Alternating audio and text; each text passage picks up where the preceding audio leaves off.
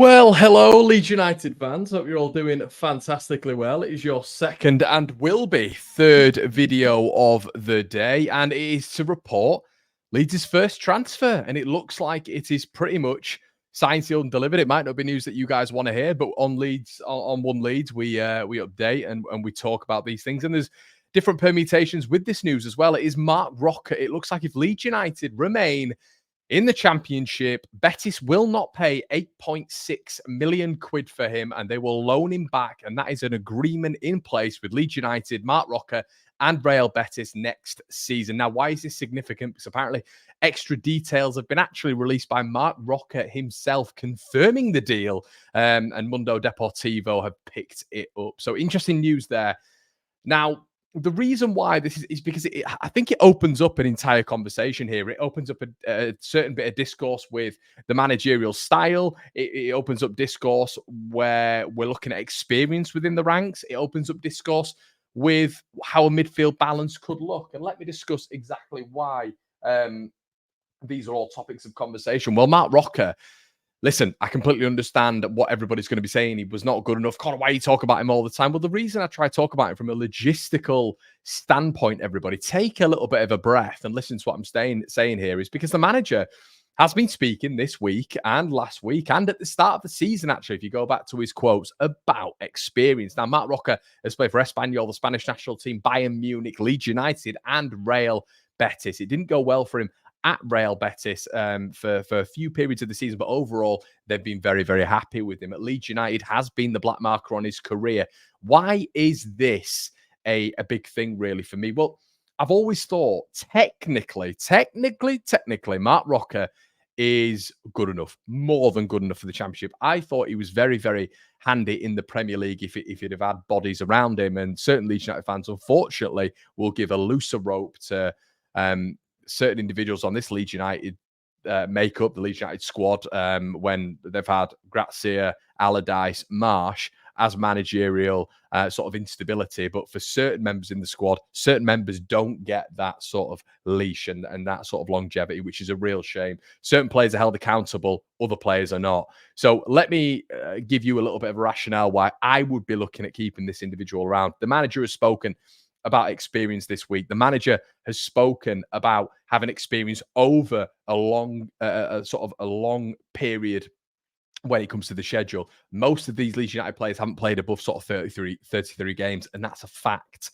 season-wise. There were a lot of youngsters in there, and he was speaking about this week about experience, and this is all something which isn't new to us all. Marc Roca brings experience. Marc Roca never really had that stability, in my opinion, at Leeds United. And a lot of you guys might switch off right now, but the whole discussion around Roca was athleticism and physicality. Absolutely fine. There's nowhere near the same athleticism needed in the Premier League as is needed in the Championship. I describe him as a Mario Vrancic, and I look at someone like Marc Roca and think to myself, that could be almost the exact person that Daniel Farke needs going into next season. If Leeds were somehow able to keep hold of Marc Roca, then that would be fantastic. I think that would give Daniel Farke the ability to flex to a midfield three. I think you would get legs, athleticism, physicality around Marc Roca, and I think the technical ability would be second to none in the Championship. We all discuss what went wrong with Marc Roca at Leeds United, the athleticism, the physicality. That all went off a cliff when Tyler Adams got injured and that midfield double pivot was broken up. 100%. And if it wasn't working in particular in phases and against certain teams, well, that's because Tyler Adams and Marc Roca as a pairing weren't there together, and Adams wasn't doing that movement that Marc Roca needed him to do. So he was then having to compensate for himself with different midfield partners. I think transitioning to a midfield three is something that Daniel Farke should consider going into the playoffs. I think that having a balance of maybe Archie Gray in there, Glenn Kamara, Elia Gruev would give a lot of sort of solidity in that block, and it would keep us compact. And I think we're better clean sheet wise in that respect. I think we'd look a hell of a lot more solid with Joel Perreault as a striker, if that's what you want to do, because I think he can almost zip into a number 10 role there, a la Harry Kane, and you can get Nonso and Somerville almost playing as a front two. Tactically, I think that is real. I think that is really decent when it comes to Leeds United. And believe it or not, everybody, that is taking out Jorginho Rutter. But if you wanted to bring Jorginho Rutter back in, you could actually put him as an inverted winger, which is how he started at Hoffenheim and where he said that is his most comfortable position. A 4-3-3 short term for Leeds, I think, works. And I think long term it works as well. And the reason it got me thinking about that was because of what Daniel Farke has said, A, about experience, but B, in terms of almost there being a little bit more compactness with Leeds United, a little bit more quality in that midfield. Because I think that's what he was referencing when he was speaking about Morsey and Luongo as well. It wasn't just about the experience, it was about the goals contributed to this side. And what did we know about Mark Rocker? He liked to shoot. Not every single one went in, but he loved to shoot. He loved to take set pieces. He loved to, get himself on free kicks, immersed with that set pieces chat as well. And look what we can't get around with Mark Rocker. This is what we were speaking about with Joe Gelhardt as well. People base it on what's happened previously. Fresh card for me. Completely fresh card. What do we know about these players? Well, technically, as footballers, they're really decent, and especially at this level, you wouldn't get a Mark Rocker playing at a Bayern Munich and Espanyol being Player of the Year, still being called up to the Spanish squad, still been in European competition after he got relegated with Leeds United for Real Betis, and then wanting to get him again.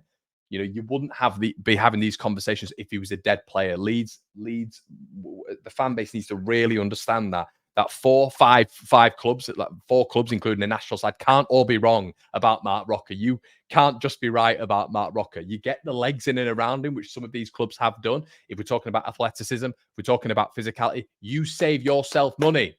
You save yourself money. We save ourselves money. We don't have to go out and buy someone.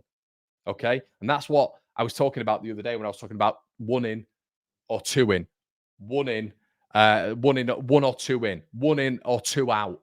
If you're able to flex your muscles still with players that are in the squad that are contracted to the squad, I would look at utilizing them. And I think it is a little bit of a mistake if Leeds are to remain in the Championship to let Mark Rocker go, because I think he can do it at this level. A lot of you will shout me down. A lot of you, and this isn't to say it's subjective, everybody.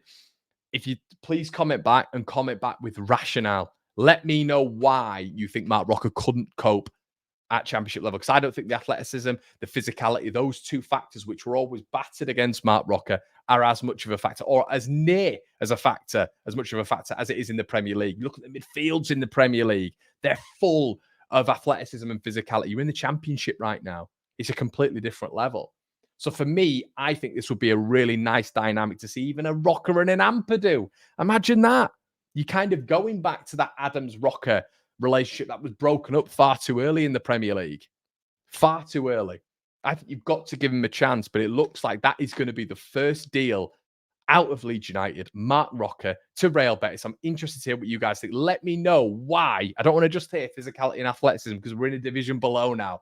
I want to hear, do you think he will be a good option at Leeds United? Fascinated to hear what you think on this one, everybody. But it looks like, from what we know, that is probably going to be the first summer deal out. Mark Rocker to Real Betis on loan. Guys, as I've said, let me know what you think, and I'll see you tonight.